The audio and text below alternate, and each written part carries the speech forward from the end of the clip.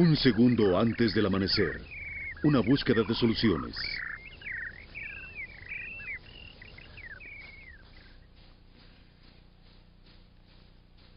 Desde que realizamos este programa, he conocido a mujeres y hombres maravillosos que me muestran lo que ellos, tú y yo, podemos hacer para vencer los retos de la vida en este planeta.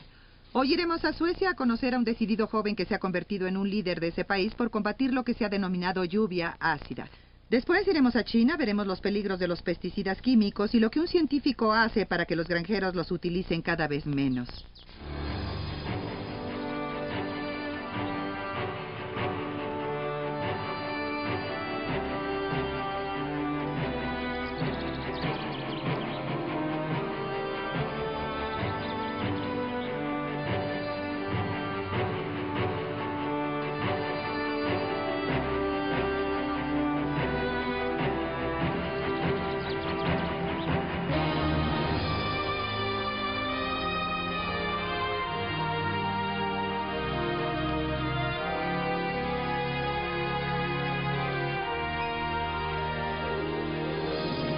Colaborando para un aire limpio.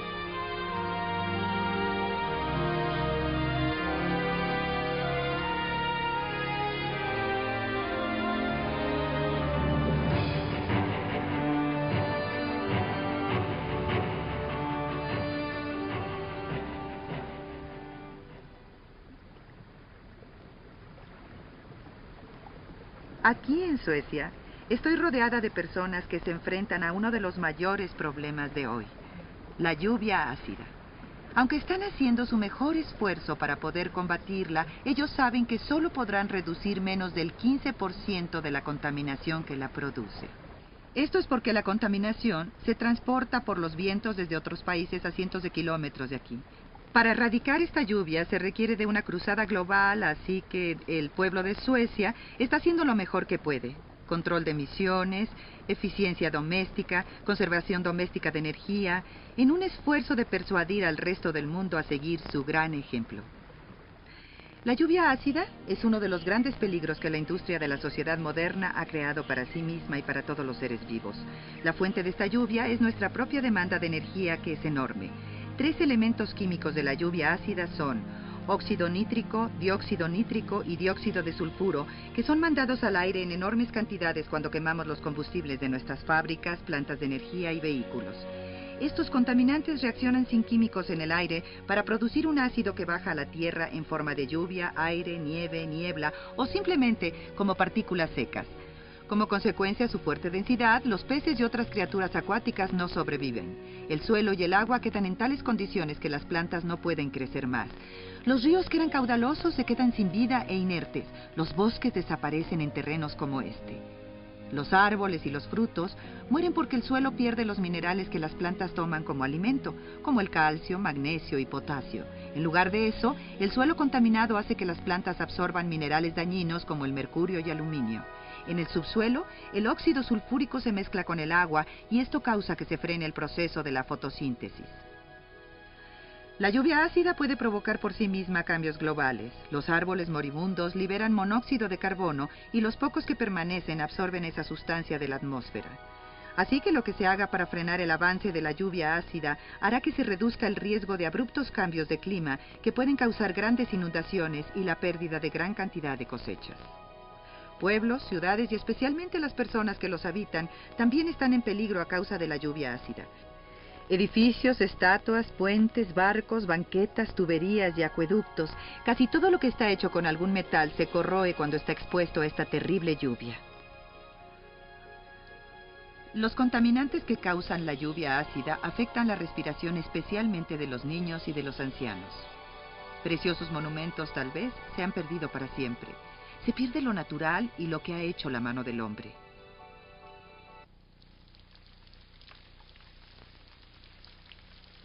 Visitamos a personas que de diferentes formas creen que es posible recortar el uso de energía y producirla limpia y seguramente hasta que hayan disminuido los problemas ambientales y de salud que causa la lluvia ácida. Johan nos llevará a su hogar donde él y su familia usan la mitad de la energía que se usaría normalmente en una casa de estas dimensiones y nos presentará a Jürgen Lenz, un profesor que vive en una de las tantas villas solares de Suecia.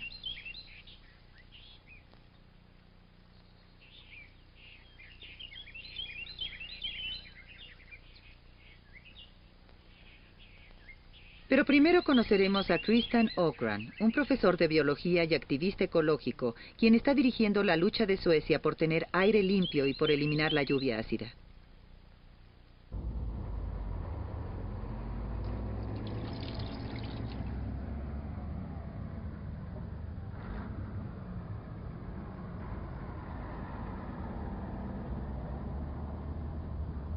En un río que está dentro de la misma ciudad de Estocolmo, tuve la oportunidad de ver qué tan comprometido está el pueblo sueco con su medio ambiente.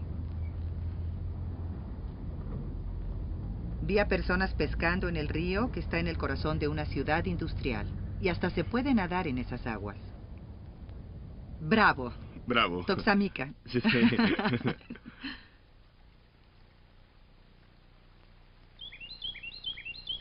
Desde hace años, Christian inició su campaña por el aire limpio tan solo como un adolescente con una cámara y un gran interés por los misterios de la naturaleza.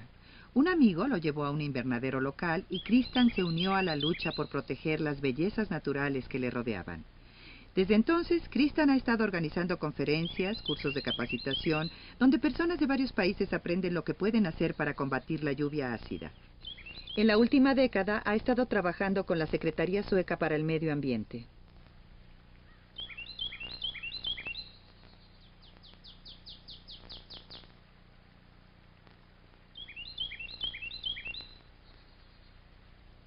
Casi aproximadamente los 100.000 lagos de Suecia están afectados a menor o mayor escala de acidificación. Aproximadamente 15.000 de ellos contienen mucho ácido y otros cuantos miles se han quedado sin peces. Los peces han muerto como resultado de esta acidificación. Christian, ¿qué es exactamente la lluvia ácida? Lluvia ácida significaba originalmente que la lluvia se estaba haciendo cada vez más ácida debido a la contaminación. De hecho, el término lluvia ácida se inventó hace alrededor de 100 años en Gran Bretaña por un científico llamado Robert Angus Smith, quien analizó la lluvia cerca de las fuentes contaminantes y lejos de ellas. Encontró que cerca de los contaminadores había más acidez, había más lluvia ácida. Ahora cuando hablamos de la lluvia ácida, significa mucho más que solo la lluvia misma. Nos referimos a toda la característica ácida, como gases, partículas, lluvia, nieve, niebla o lo que sea. Y normalmente incluimos a otros contaminantes, como los oxidantes fotoquímicos, entre los que se encuentra el ozono. Bueno, pero tú estás en Suecia y la contaminación les está llegando de otros países. ¿O la trae la lluvia o solo es la contaminación de aquí? No, se está trasladando por toda Europa, por toda Norteamérica, en algunos casos hasta de continente a continente. Lo hemos analizado con mucho cuidado en modelos computarizados y sabemos que, por ejemplo, en Suecia, que es considerado un país importador, alrededor del 90% del total de la contaminación por óxidos que cae sobre Suecia llega de otros países. Por otro lado, también hemos exportado varios de nuestros contaminantes a otros países, así que es realmente un problema internacional. ¿Y cómo funciona exactamente? ¿Los contaminantes se elevan junto con el agua? ¿Qué tan arriba de nuestra atmósfera? Se van a varios cientos de metros, tal vez algunos kilómetros. ¿Y reaccionan con el viento o reaccionan en la lluvia en ese momento? Reaccionan con el viento. Lo hacen por algunas horas y a veces por días. Ahí se transforman en ácidos, los cuales son depositados por la lluvia o por la nieve en el campo, como en estos bosques y lagos. Transportada por el viento, la lluvia ácida no tiene ningún respeto por las fronteras geográficas. Se requiere que distintas naciones y hasta diferentes estados, provincias y ciudades se unan para encontrar soluciones.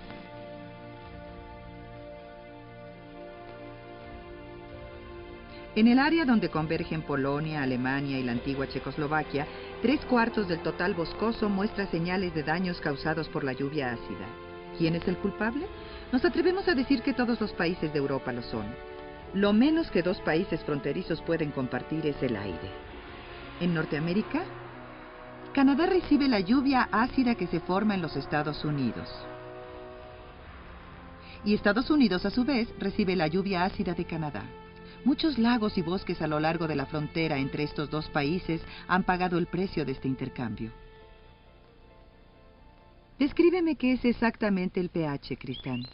Bueno, el pH es algo que no se ve, más bien es una medida que se usa para establecer la acidez del agua, sus propiedades químicas, usando unidades de pH, Lynn. Ajá. Así que mientras menor sea el pH, mayor será la acidez. Y las unidades van de 0 a 14. El agua natural tiene un pH de 7, así que si es más baja de 7 es ácida y si es mayor de 7 es alcalina, lo cual es lo opuesto a la ácida. También es importante saber que la alcalinidad sube logarítmicamente. Significa que entre cada punto de la escala pH, entre el 6 y el 7, por ejemplo, hay un aumento de acidez de 10 veces más. Ajá. Así que si vas de 7 a 6, el agua es 10 veces más ácida. Si vas de 7 a 5, es 10 veces 10 más ácida, lo que es 100 veces más ácida. Así que la diferencia es muy grande, aunque parezca pequeña en la escala. ¿Trajiste algo contigo? Sí, se puede medir muy fácilmente con el medidor de pH que traigo aquí en mi bolsa. Normalmente se usa algo más complicado si se quiere medir más científicamente. Solo tomas un poco de agua, dejas la tira un rato en el agua. Es por un rato más largo, pero solo lo estoy demostrando, ¿comprendes, Lynn? Sí, claro. Debe estar en unos minutos. Y después pruebas la tira, la comparas con la escala y encontrarás su equivalente. Por ejemplo, en este lago la acidez está entre 5 y 5.5. ¿Qué tan bueno o malo es esto para el lago? Es malo, pero no es un desastre aún.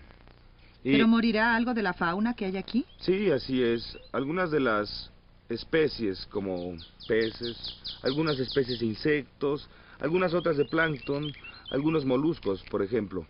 También hay algunos peces que son muy sensibles y se ven afectados en niveles de pH por debajo de 6.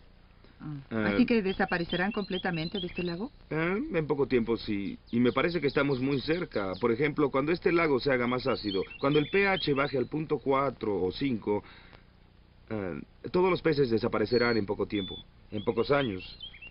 Y entonces toda la vida de este lago va a cambiar.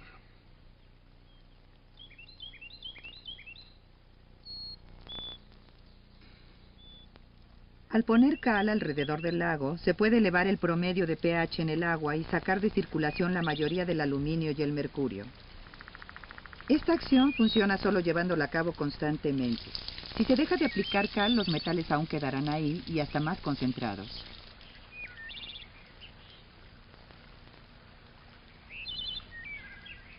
Si se pudiera reducir las emisiones a la cantidad ideal alrededor del mundo para que los países ya no intercambiaran la lluvia ácida, ¿se podría lograr que las cosas quedaran en las condiciones que estaban antes de que la lluvia ácida empezara? Sí. Después de algunos años, la mayoría de las cosas se normalizarían. Pero no toda la ecología. Para ello se necesitaría mucho tiempo. Tal vez décadas, o tal vez más tiempo, para que el lago se recuperara totalmente.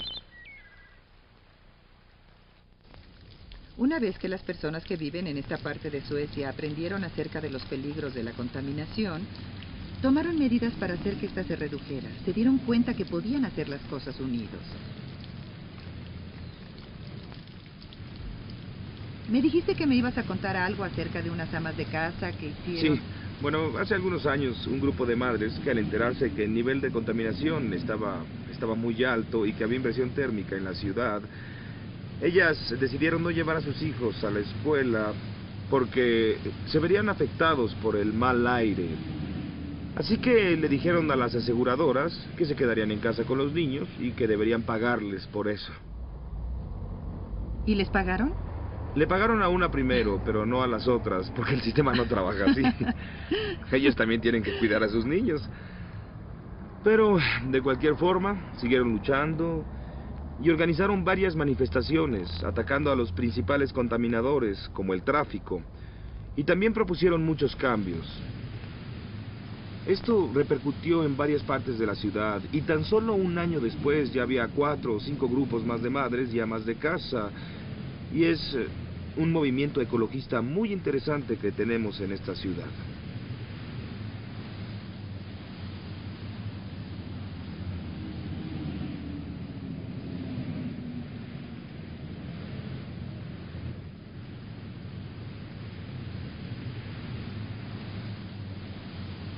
¿Qué tipo de reducciones se han hecho? Bueno, si hablamos de emisiones contaminantes, Suecia ha dado menos permisos para fábricas que en los 70 y los 80. Eso frenó las emisiones sulfurosas. Pero si hablamos de óxidos de carbono, creo que realmente ya han empezado a declinarlas. ¿Y qué otra cosa ha hecho el gobierno sueco para frenar esto? Las primeras medidas se tomaron a finales de los 60, cuando nos enteramos de este problema de la acidificación. Y se comenzó por usar combustibles bajos en plomo. Y se introdujeron gradualmente de sur a norte por todo el país. Durante los 70 fueron introducidas varias medidas técnicas, como limpiar las industrias, reducir el gasto de combustibles como aceites un poco más, y también se hizo el esfuerzo por conservar la energía, ¿sí? Conservar la energía y tratar de usarla con mayor provecho. Las emisiones de los autos están teniendo cada vez más importancia, y como individuo se puede ayudar bastante si al comprarlo escoges el adecuado para tu auto. ¿Y cuál escogerías tú, por ejemplo? Debes encontrar un auto que te dé muchos kilómetros por litro y que también cuente con un sistema eficiente para el control de emisiones, como el convertidor catalítico. Yo en lo personal sé muy poco acerca de autos. ¿Cómo voy a saber si he encontrado uno con un buen convertidor catalítico? Bueno, puedes preguntar en la agencia primero, pero ya hay algunos países en donde este tipo de dispositivos son obligatorios, como en los Estados Unidos, algunas partes de Europa, como Suiza y Noruega, México y también en Japón. La mitad del petróleo que se quema cada año es usado en vehículos, lo cual hace que se emitan grandes cantidades de dióxido de carbono. Los convertidores catalíticos, los motores de gasolina o diésel y los medios de transporte contribuyen a la producción de óxidos nitrogenados, óxidos de carbono y emisiones de sustancias hidrogenadas. Cuando los árboles en Alemania comenzaron a morir, el principal sospechoso fue el sulfuro que llegaba desde Francia. Pero los líquenes, que son organismos simples que dependen del aire, dijeron otra cosa. El sulfuro no era el único culpable. Los líquenes estaban desapareciendo a causa del óxido de nitrógeno. Los autos lo estaban provocando. Sabes, estoy sorprendida de lo limpio que luce tu país, Cristian. ¿Qué tan limpio está desde tu punto de vista? Bueno, este día luce más limpio de lo que realmente es, porque hoy no vimos mucha contaminación. Cuando tenemos un mal clima es cuando se presentan las inversiones térmicas que cubren la ciudad. Hay una gran concentración de contaminantes por 2 o 3 días. Es por eso que las autoridades y el pueblo están más atentas a regular el tráfico, conseguir más medios de transporte, como lo son los tranvías y trenes ligeros, para las personas de los alrededores, las personas que vienen de los suburbios a la ciudad. Se está desarrollando un programa para cuando el nivel de contaminación sea muy alto, se cerrará el tráfico en el centro de la ciudad. Pero hasta donde yo sé, el nuestro no es un pueblo ideal, o sea, un pueblo con aire limpio, pocos vehículos circulando, vehículos que no consumen combustibles fósiles. Necesitamos autos menos contaminantes y menos cantidad, así como mejor transporte público. Cristian, ¿dónde está la planta de poder que ibas a mostrarme? Ah, sí, es la que está allá, hacia la derecha. Es una planta de incineración. Ahí es donde se produce el calor que se usa para las casas habitación de hoy en día. ¿Y qué es lo que incineran?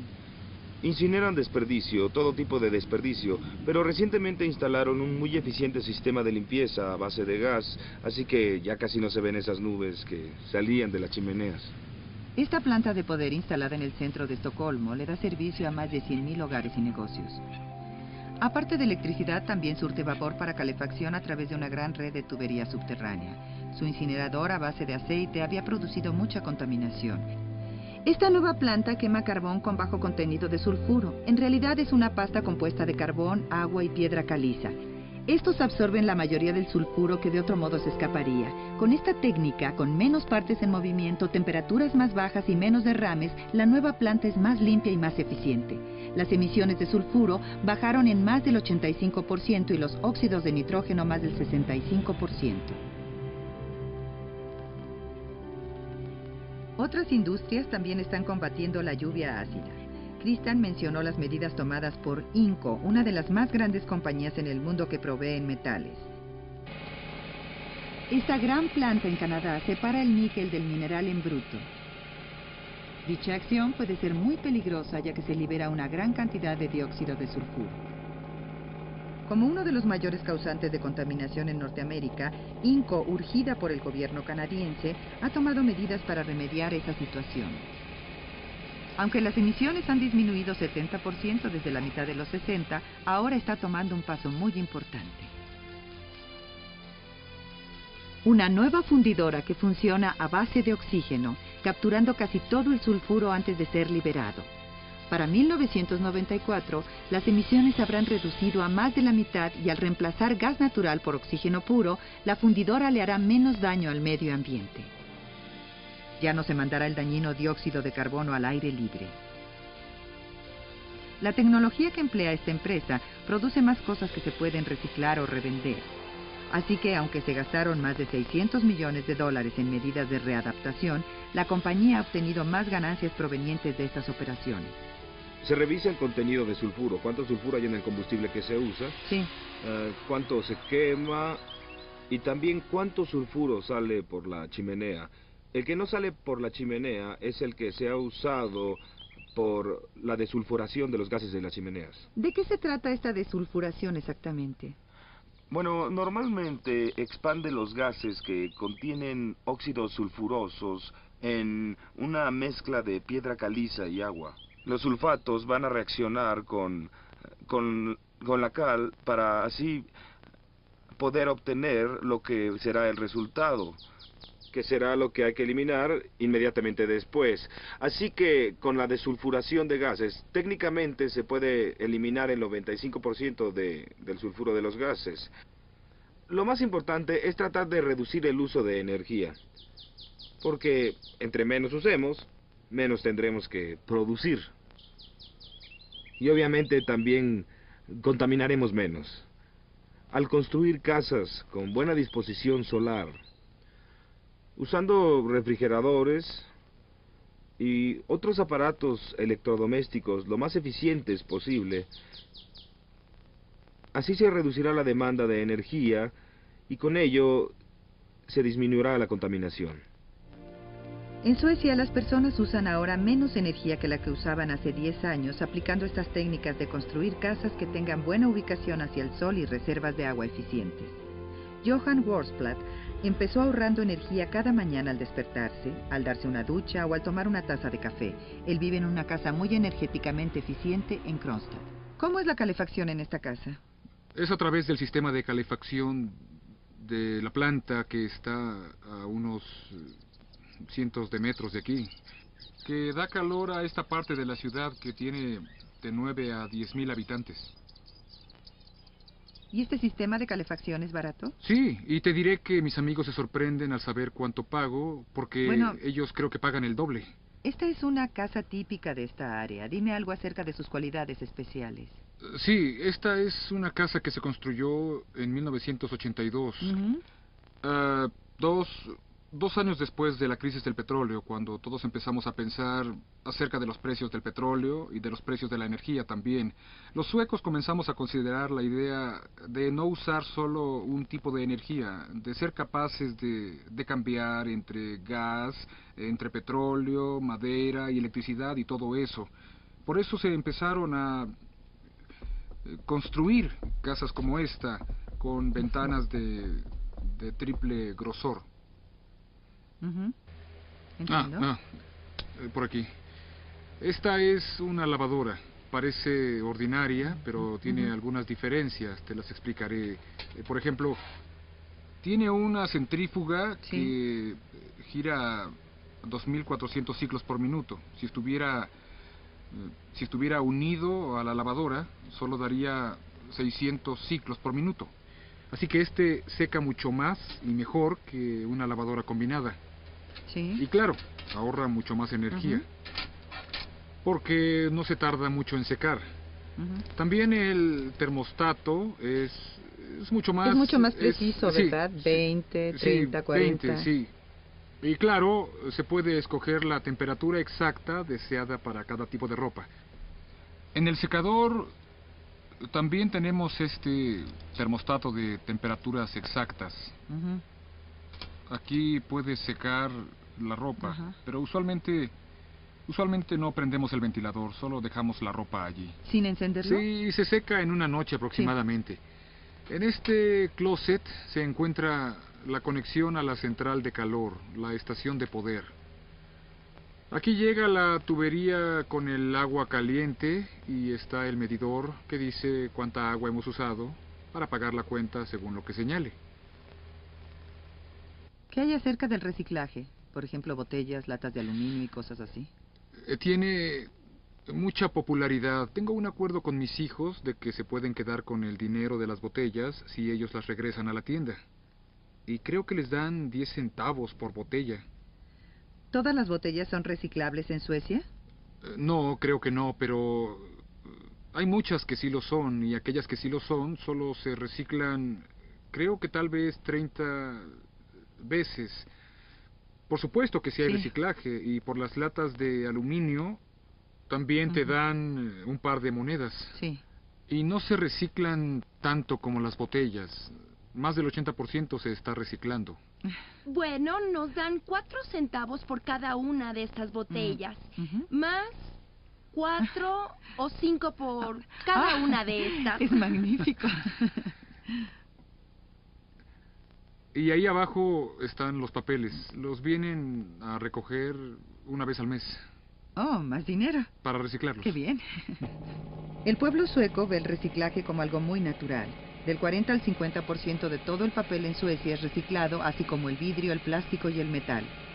El reutilizar estos productos no solo conserva las fuentes naturales, también ahorra gran cantidad de energía.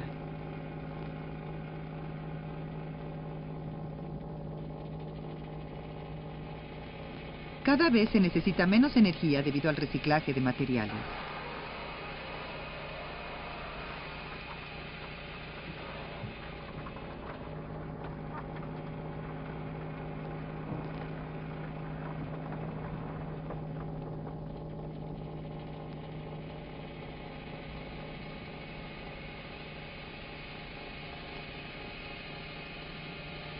Johan y sus vecinos reciclan tanto como pueden. La basura resultante es una fuente de combustible para la planta de energía.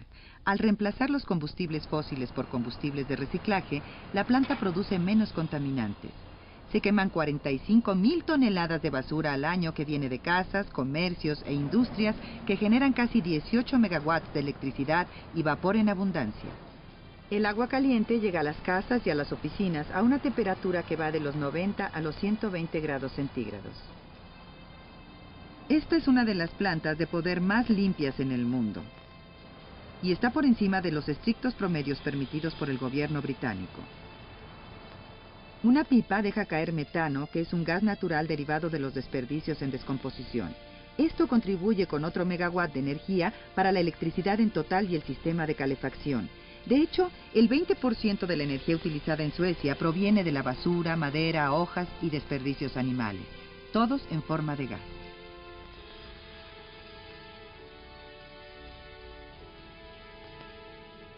La mayor parte de esta ciudad, alrededor de 60,000 habitantes que hay aquí, obtienen agua de la misma planta.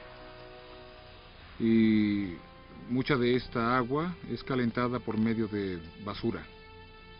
Y yo estoy aquí dándome una ducha, tratando de despertar, y lo que hace esto es reducir la lluvia ácida. Y se puede sentir que habrá menos sulfuro en el aire y también menos inversión térmica. Ya saben, el efecto invernadero. Con esta llave de control se puede elegir la temperatura exacta del agua, ya sea a 45 grados centígrados como ahora, o a la temperatura del cuerpo, más o menos aquí, o hasta se puede obtener una temperatura de 15 grados centígrados, aunque necesitarías una toalla caliente para eso.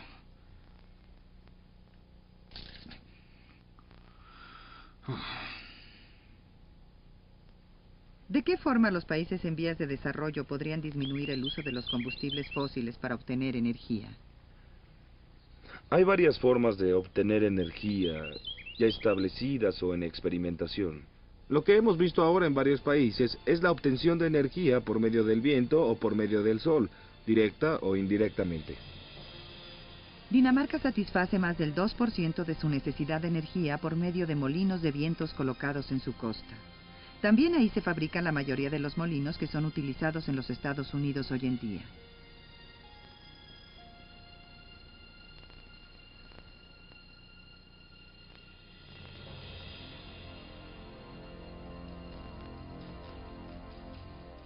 Ya desde hace algún tiempo es sabido que las grandes plantas hidroeléctricas pueden causar daño al medio ambiente que les rodea. Pero en las plantas a menor escala esta situación es diferente. No dañan severamente al medio ambiente y es por eso que son una fuente limpia de energía. Viajamos con Johan para conocer a Jürgen Lenz, quien vive en una comunidad a las afueras de Kronstad llamada Tugalite. Hoy en día, Tugalite es una de las más de 15 comunidades de su tipo en Suecia que dependen casi en su totalidad de la luz del sol. Células solares surten de energía a las 60 familias de la comunidad, complementadas por una planta que da energía a base de desperdicios y un generador de metano. ¿Es barato vivir aquí? Sí. Es barato. Creo Comparado que con otras casas, ¿cuál es la diferencia? como la mitad. Tal vez. Y en algunos aspectos se ahorra aún más. O sea que se ahorra mucho dinero al vivir aquí. Sí, y además salvamos a la naturaleza. ¿Y qué tipo de energía es la que usan? Usamos madera y energía solar. Pero al quemar cosas hay más contaminación, ¿no es cierto? No, tiene un alto grado de combustión y se le inyecta aire. Es una forma muy eficiente de quemar. Una forma útil de quemar desperdicio. Así es. Aquí puedes ver nuestras celdas solares. Conseguimos agua caliente con ellas durante el verano.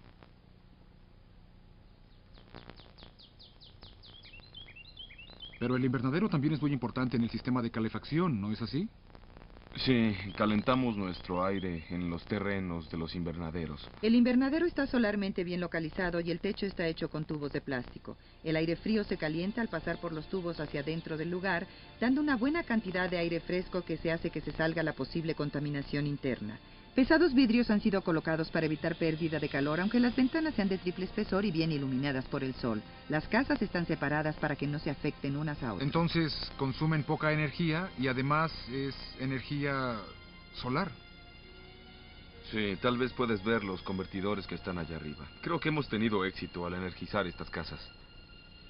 La más grande extensión de células solares en el mundo está en Falkenberg, en la costa oeste de Suecia. Producen agua caliente en el sistema de calefacción, surtiendo de esta a toda la comunidad.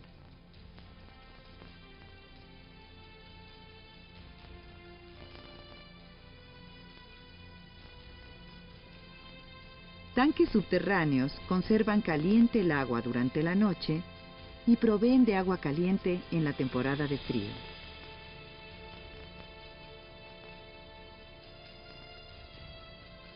En esta región al sur de Suecia, la meta es obtener el 60% de las necesidades de calor del sol.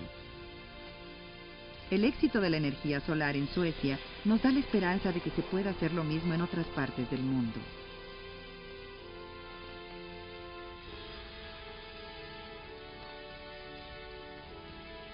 La lluvia ácida se puede combatir en todas partes, desde las fábricas y plantas de poder hasta en nuestra propia calle.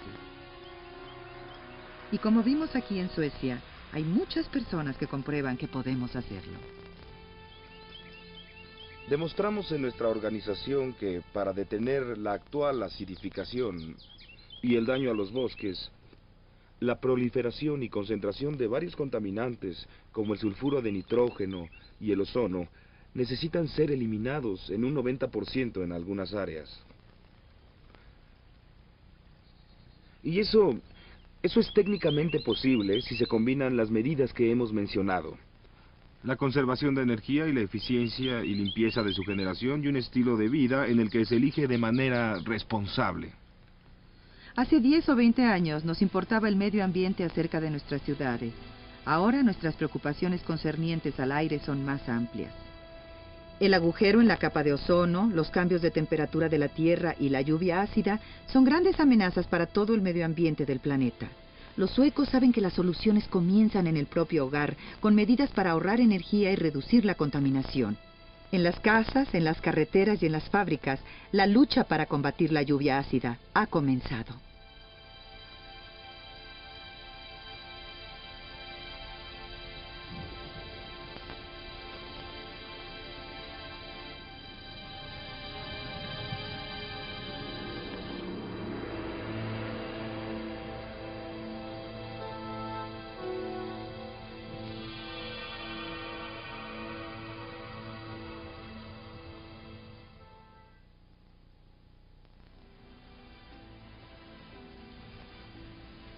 A muchos de nosotros nos preocupan los químicos que usan los agricultores. Nos preguntamos qué hay en los alimentos que consumimos. Hemos sabido lo que pasa cuando los fertilizantes y los pesticidas se adhieren al suelo y al agua. Los que deben preocuparse aún más son los agricultores, quienes manejan estas sustancias día con día. Ellos se enfrentan al peligro más grave. Aproximadamente 1 millón de personas del mundo se intoxican con pesticidas cada año. Cerca de 10.000 de ese millón mueren por esos envenenamientos. Los riesgos son mayores en los países en vías de desarrollo. 99% de las muertes producidas por químicos agroindustriales suceden en estos países. Muchos trabajadores quitan las etiquetas de seguridad ya que no saben leer o porque están en un lenguaje extranjero. Los agricultores tal vez ni siquiera están enterados de lo peligrosas que son estas sustancias. A veces hasta utilizan los mismos recipientes para llevar su propia comida o agua. Y aunque supieran lo que dicen las etiquetas de advertencia, generalmente no tienen equipo de protección o lo necesario para almacenarlos adecuadamente. Los pesticidas químicos ayudaron a muchas personas, pero eso no duró mucho tiempo. En 1958, la Organización Mundial de la Salud intensificó sus esfuerzos por erradicar la malaria. Se encontró que el pesticida llamado DDT mataba al mosquito, que era el principal causante de la malaria, y los casos de esta enfermedad disminuyeron considerablemente. Entonces, repentinamente, después de 5 años de aplicarlo, el efecto se invirtió. Cada 2 años, el número de personas que sufrían de malaria se duplicó. El mosquito se había hecho inmune al DDT. Este error de provocar que las plagas se hicieran inmunes al control químico se llevó a cabo una y otra vez en el intento de controlar a los insectos, ya fueran aquellos que transmitían enfermedades o en aquellos que afectaban a las cosechas. Casi el 25% de los pesticidas alrededor del mundo se usan en el algodón. En los Estados Unidos es casi el 50%, pero a pesar de este bombardeo químico, su uso está decayendo en la mayor parte del mundo.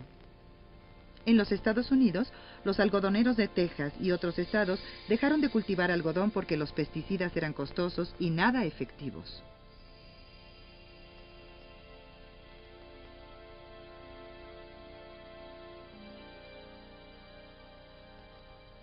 Las arañas ayudan a los agricultores a tener mejores cosechas.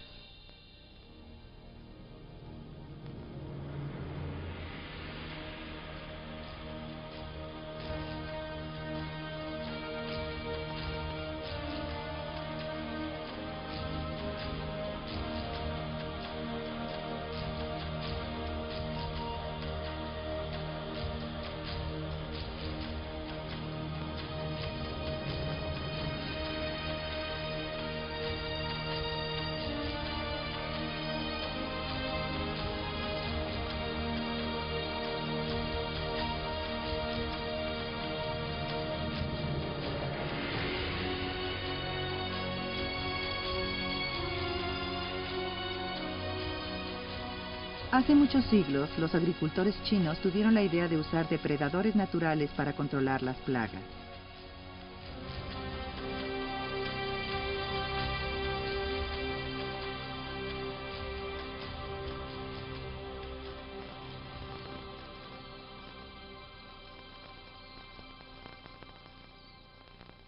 El equipo de este programa fue a China, donde el doctor Yao Jin Zhao nos mostró el renacimiento de una antigua técnica que ahora es llamada control biológico.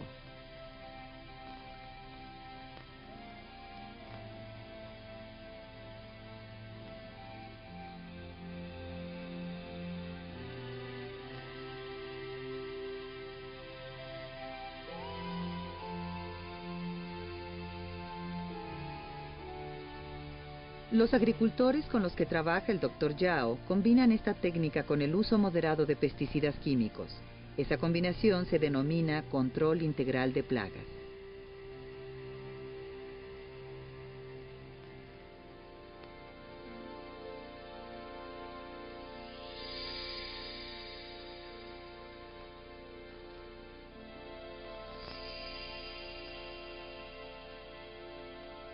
China es el más grande productor de algodón en el mundo, y el algodón es el producto principal de la provincia de Hubei.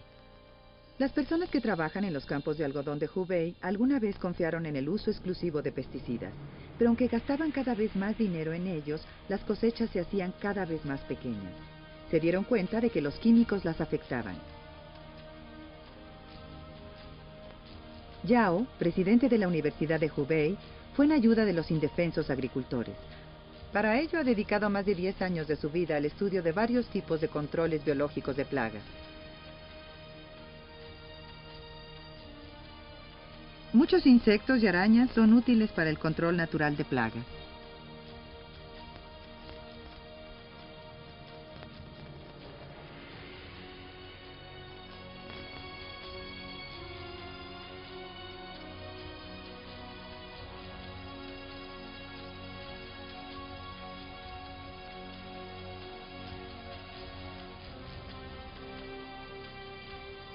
Hace casi 2000 años, en los plantíos de naranjo de China, los agricultores descubrieron una nueva forma de combatir las plagas de insectos. Escarabajos, termitas y orugas trepaban a los árboles. Los agricultores colocaban hormigas entre los árboles y ellas acababan con las visitas indeseables. Los agricultores sabían qué tipo de hormigas usar, cómo criarlas y el momento exacto para ponerlas a trabajar.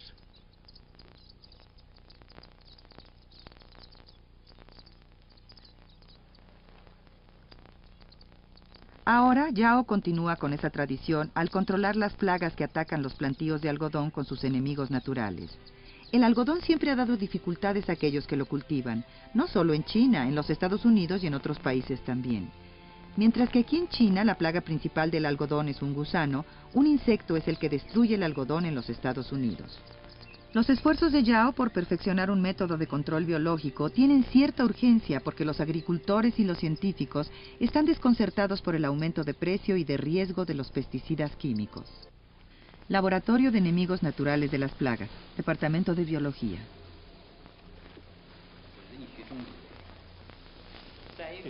En el pasado utilizábamos insecticidas. El usar varios químicos de este tipo trajo malas consecuencias. Primero, no solo acabaron con las plagas que queríamos exterminar, también acabaron con aves, mamíferos e insectos útiles también. A largo plazo, envenenaron a las personas porque se contaminó el suelo, el agua y el aire. Después perdieron su efecto, ya que las plagas desarrollaron formas para resistirlos. Fue hasta hace poco que los agricultores que confiaban en los pesticidas comenzaron a creer que podían seguir adelante con menos pesticidas o sin siquiera utilizarlos. El Dr. Yao es una de las muchas personas que piensan que es el momento de buscar alternativas.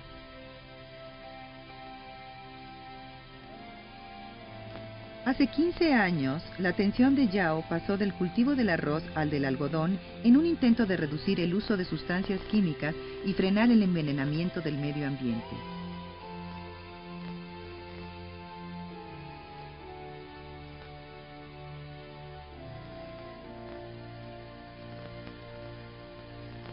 Encontró que las arañas eran la mejor respuesta. Hay que educar a los agricultores y decirles que las arañas pueden ser de mucho beneficio.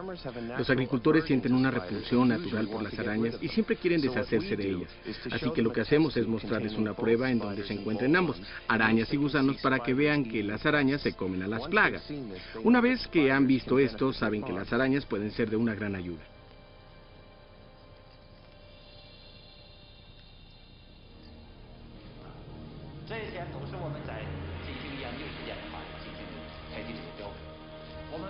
Hicimos una investigación a nivel nacional para saber qué tipo de arañas son efectivamente útiles en los plantíos de algodón. También estudiamos cultivos de arroz, árboles frutales y maizales. Yao ha llevado a cabo el estudio más completo acerca de las arañas de la China moderna.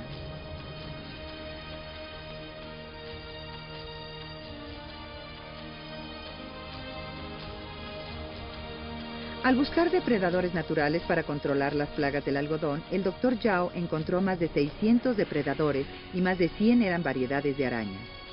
Cuando la población de enemigos naturales no es lo suficientemente grande para controlar la plaga, los agricultores deben establecer un equilibrio entre esta y su depredador. Un sistema ecológico bien balanceado que mantiene a la plaga controlada naturalmente y permite que las cosechas crezcan. El Dr. Yao y sus colegas seleccionan las mejores arañas para determinado tipo de tierra y determinado tipo de plaga. Después se enfrentan al reto de encontrar la mejor manera de mantener a la población.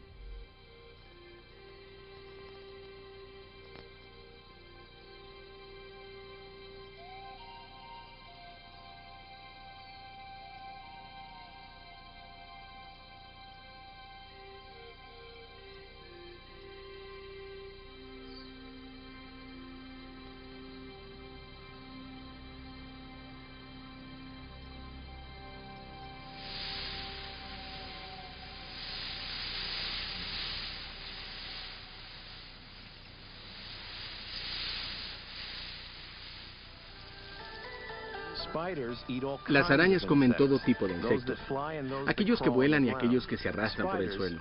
Las arañas son nuestras amigas. Usamos la expresión red barredera para describir la red de las arañas. Con la ayuda de su red, las arañas tienen más éxito en la captura de su presa.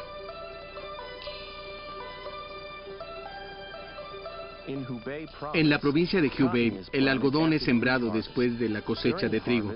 Durante esta cosecha y en invierno, cavamos algunos hoyos y los llenamos con pasto. También ponemos pasto entre las ramas de las plantas. A las arañas les gustan las áreas pastosas. Esta es una buena forma de asegurar una constante provisión de arañas. Después, cuando el algodón florece, salen y se comen a las plagas. Yao espera que la nueva generación de agricultores chinos redescubra los beneficios del control biológico. Al dejar que las arañas anden libremente en los terrenos de cultivo, los agricultores han comprobado que las cosechas mejoran y al mismo tiempo se reduce el uso de químicos en un 80%. El éxito que Yao y sus colegas han tenido con el control natural de plagas deja las expectativas muy en alto. Los Estados Unidos es uno de los países con los que han intercambiado ideas. El control biológico dio inicio hace 20 siglos en China, pero hace apenas un siglo en los Estados Unidos. En 1889, los naranjales de California estaban perdiendo las cosechas por causa de un gusano conocido como el gusano del algodón. Se utilizó la ayuda de un pequeño pero muy hambriento insecto recién llegado de Australia, conocido como la mariquita. Los agricultores de California están dándole un muy buen uso al control natural. Dick Dietrich es el presidente de uno de los más grandes criaderos de insectos en el mundo. ¿Qué es lo que pasa en esta hoja? Aquí tenemos dos de las plagas que atacan constantemente al algodón. Hay un acárido de este lado y la decoloración que vemos de este lado es debido a los acáridos. Muy bien. Si te fijas bien, verás que hay muchos de ellos. Es el depredador principal de los acáridos en esta región.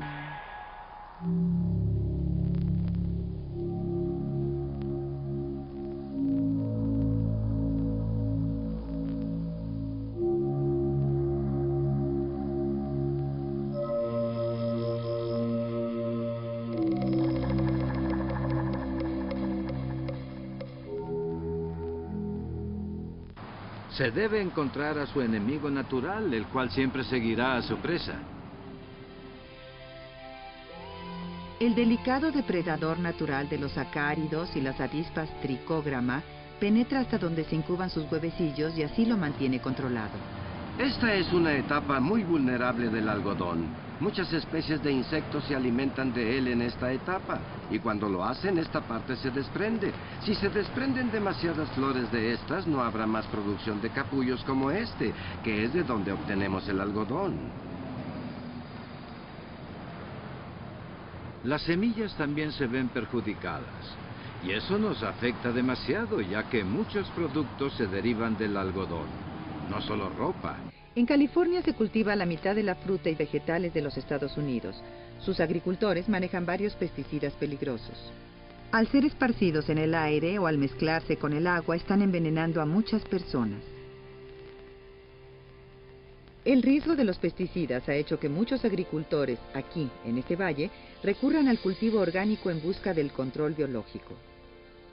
Hace 6 años, solo 4.000 acres eran enteramente orgánicos, con ningún tipo de pesticidas. Ese número ha aumentado ahora a más de 70.000 acres. Nos tomó 10 años aprender a criar estos insectos. Los insectos benéficos se tienen que alimentar con insectos vivos. No hemos encontrado dietas artificiales para ellos. Hoy en día se llevan a cabo profundos estudios al respecto, especialmente por el Departamento de Agricultura. Es un proceso costoso. Y si se pudiera acortar el proceso y aplicar los beneficios de una dieta artificial, sería algo mucho más económico. En China, Yao pasó muchos años desarrollando esa dieta para las arañas. Probó con docenas de ingredientes antes de descubrir la combinación que funcionara.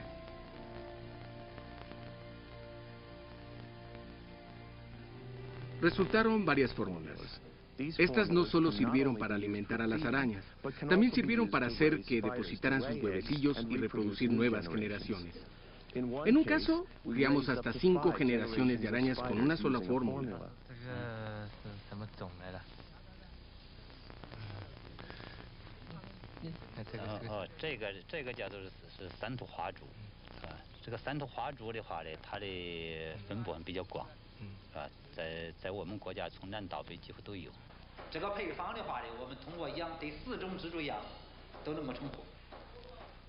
Fuimos los primeros en encontrar una fórmula que alimentara a las arañas artificialmente, lo cual no fue nada fácil. Los ingredientes en los alimentos desarrollados por Yao son muy simples: huevo, miel, azúcar, varias vitaminas, enzimas, harina y agua.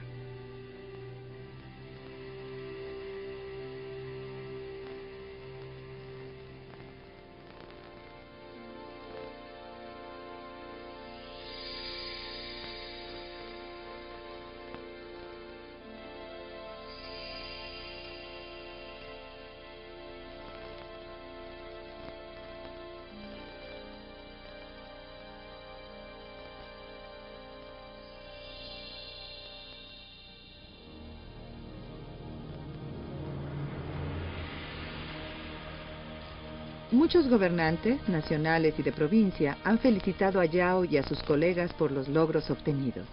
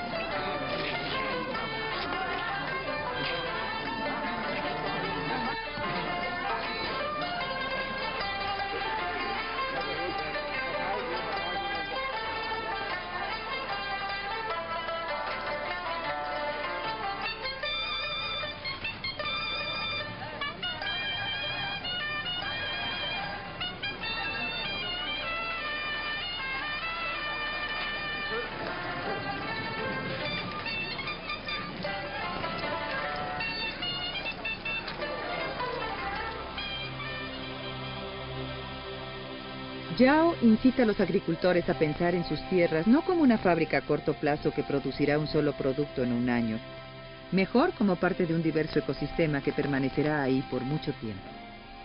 Yao enseña importantes métodos basados en la protección y mantenimiento de un ecosistema agrícola saludable. Es importante cultivar varios tipos de cosechas en lugar de solo una. Es crucial recurrir al uso de varias semillas para que la salud ecológica sea el balance en el que la agricultura realmente funcione. Los agricultores de otras partes de China, inspirados por el éxito de Yao, usan el control de plagas integrado en los plantíos de algodón y en otros cultivos también.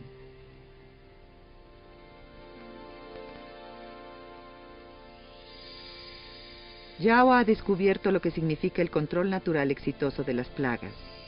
Un problema que surgió hace siglos y que ahora no solo beneficiará a los algodoneros de China, sino también a los de otros países. Los cultivadores de algodón en Hubei ahora usan menos pesticidas y producen cosechas más abundantes. El nivel de vida está mejorando, gastan menos dinero en pesticidas y obtienen mayores ganancias por sus cosechas y hay menos problemas de salud. Ahora un agricultor que mire su cosecha o un pedazo de algodón estará agradablemente sorprendido. No se topará con un insecto o con un gusano dañino, se encontrará con una inofensiva araña. Para el Dr. Yao, la época de las arañas ha comenzado.